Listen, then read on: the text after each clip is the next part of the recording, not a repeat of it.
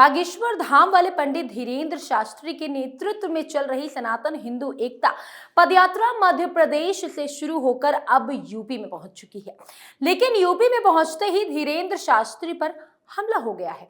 जी हां, यूपी में धीरेन्द्र शास्त्री पर यात्रा के दौरान हमला हो गया है, जिसके बाद से ही बवाल मचा हुआ है। तो चलिए पूरी कहानी आपको बताते हैं कि आखिर ये हमला क्यों हुआ है। नमस्कार, कैपिटल टीवी उत्तर प्रदेश की स्पेशल स्टोरी में आपका स्वागत है और मैं हूं आपके साथ प्रियांशु मिश्रा।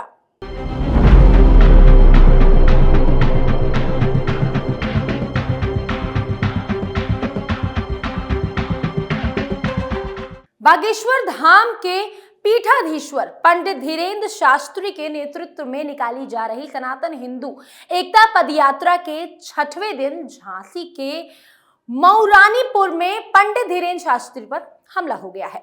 यात्रा के दौरान भीड़ में शामिल किसी शख्स ने बाबा बागेश्वर पर फूलों के साथ मोबाइल फेंककर हमला करने की कोशिश की। ये मोबाइल धीरेन्द्र शास्त्री को सीधा जाकर चेहरे पर लगा। उन्होंने मोबाइल अपने हाथ में उठाने के बाद बिना नाराज हुए कहा कि किसी व्यक्ति ने फूलों के साथ मुझ पर मोबाइल फेंका है, मोबाइल मुझे मिल गया है। उन्होंने भक्तों से कहा कि वे आगे चलते रहे, ये यात्रा रुकनी नहीं चाहिए। मिली जानकारी के मुताबिक बाबा बागेश्वर की पदयात्रा झांसी के मऊरानी क्षेत्र में चल रही थी। इसी दौरान बड़ी संख्या में श्रद्धालुओं की भीड़ भी उनके साथ चल रही थी। श्रद्धालु लगातार उनका अभिवादन कर रहे थे। कुछ श्रद्धालुओं ने उन पर फूल भी बरसाए।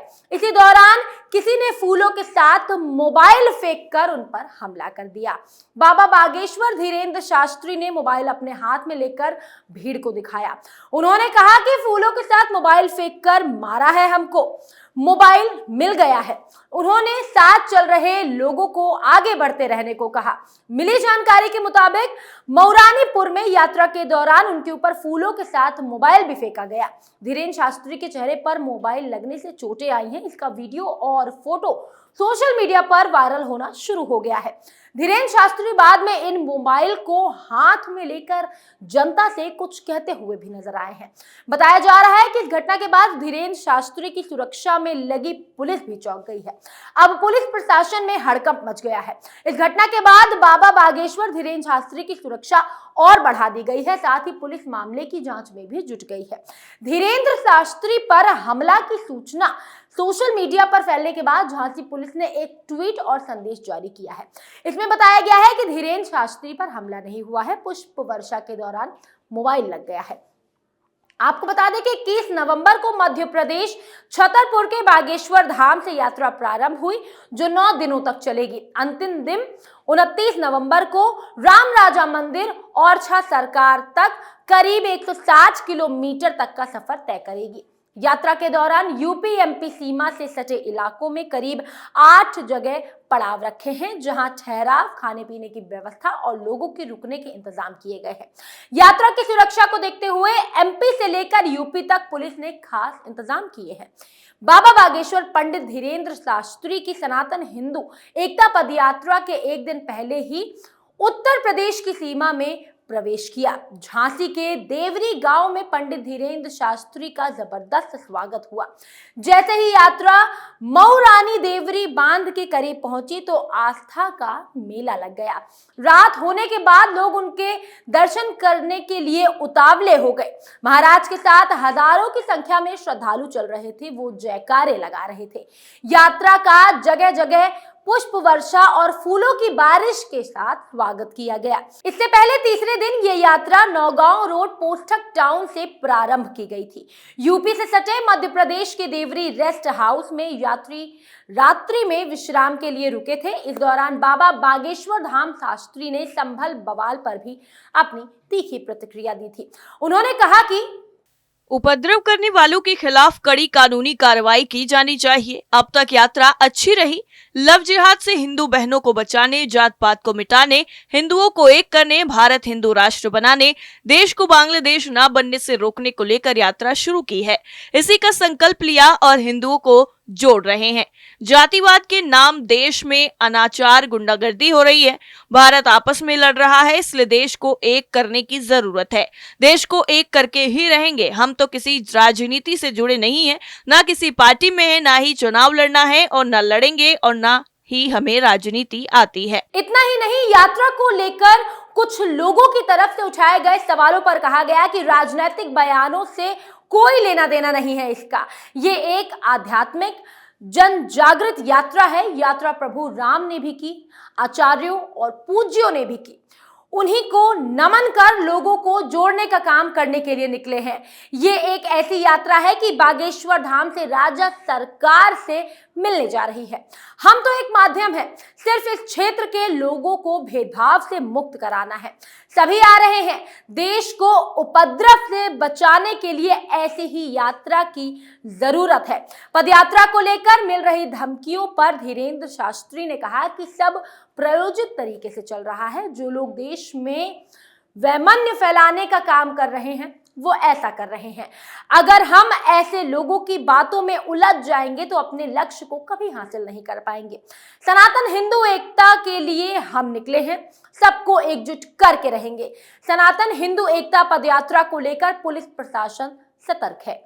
यात्रा में शामिल हुए संजय दत्त। बॉलीवुड एक्टर संजय दत्त मध्य प्रदेश में हो रही हिंदू एकता यात्रा में शामिल हुए, जहां वो बागेश्वर महाराज धीरेन्द्र शास्त्री के साथ कदम से कदम मिलाकर चलते दिखाई दिए और सनातन धर्म की एकता का संदेश देते हुए भी वो मीडिया से बातचीत करते हुए नजर आए। उन्होंने बताया कि वो इस यात्रा का हिस्सा बनकर कितना गर्व महसूस कर रहे हैं। एक्टर ने कहा कि ये यात्रा बहुत ही जागरूकता लाने वाली है और महाराज बहुत ही अच्छा काम कर रहे हैं।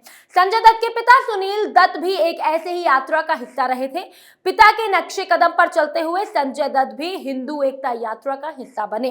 संजय ने बातचीत में सभी को ये भरोसा दिलाया कि इस यात्रा को वो यहीं तक सीमित नहीं रहने देंगे, वो मुंबई तक इसको लेकर जाएंगे।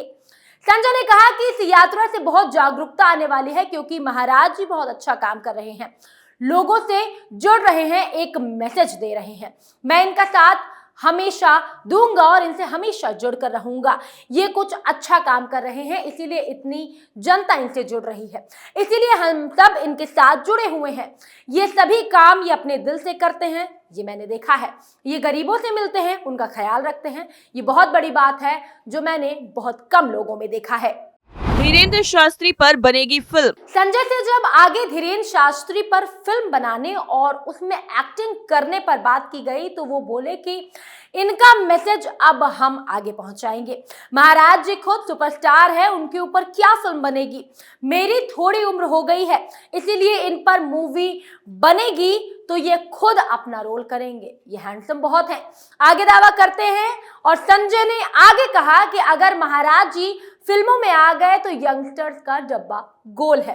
फिर तो महाराज धीरेन्द्र शास्त्री ने भी संजय दत्त के यात्रा में शामिल होने की बात की और उन्होंने कहा कि संजय जी के पूजनीय पिता भी एक यात्रा का हिस्सा रहे हैं। वो तब मुंबई से अमृतसर तक गए और उन्होंने लोगों से मिलते बिछड़ते रहे। संजय दत्त के अंदर एक खूबी है। इन्होंने आगे कहा कि अगर हम सुपरस्टार बने तो वो उनकी वजह से हैं, जो इस समय हमारे बगल में बैठे हुए हैं। इसकी नजर आम आदमी भी सुपरस्टार है। ऐसा व्यक्तित्व होना इस देश में बहुत जरूरी है। संजय हमारे परिवार का एक हिस्सा है। बागेश्वर बालाजी के हम सब सिपाही हैं। राष्ट्र के प्रति इनका बहुत अटूट भाव रहता है। संभल घटना पर प्रतिक्रिया। मध्य प्रदेश में इन दिनों हिंदू एकता यात्रा पर निकले बाबा बागेश्वर धीरेन्द्र शास्त्री ने उत्तर प्रदेश के संभल में हुई घटना को लेकर मुसलमानों पर एक विवादित बयान भी दे दिया है। बाबा बागेश्वर ने कहा कि अभी वो 20% है तो पत्थरबाजी कर रहे हैं, 50% हो गए तो बेटियों को उठा ले जाएंगे। उन्होंने हिंदुओं से एकजुट होने की अपील की है। यात्रा के दौरान मीडिया से बातचीत में बाबा बागेश्वर से जब संभल की घटना को लेकर सवाल किए गए तो उन्होंने कहा कि अभी तो हमारी एकता पर फोकस है। हम हिंदुओं को बताना चाहते हैं कि हम 20% में वो पत्थरबाजी कर रहे हैं, 50 हो जाएंगे तो तुम्हारे घर की बेटियों को उठा ले जाएंगे। उन्होंने कहा कि संबल के उपद्रवियों को जेलर के हाथों सौंपने की अब आवश्यकता आ गई है। बाबा ने यह भी कहा कि देश में 100 करोड़ हिंदू है, 1 करोड़ को सड़क पर आ जाना चाहिए, नहीं तो आने वाले समय में वे घरों में कब्जा कर लेंगे। जाति का भेदभाव मिटाने के उद्देश्य से निकाली जा रही यात्रा के दौरान उन्होंने कहा कि भारत को बांग्लादेश नहीं बनना चाहिए, जात पात से ऊपर उठ जाओ। स्पेशल स्टोरी में फिलहाल इतना ही, लेकिन इन्हीं खबरों के साथ आज का शो खत्म करते हैं और तमाम उत्तर प्रदेश की खबरों को जानने के लिए आप देखते रहिए कैपिटल टीवी उत्तर प्रदेश। नमस्कार।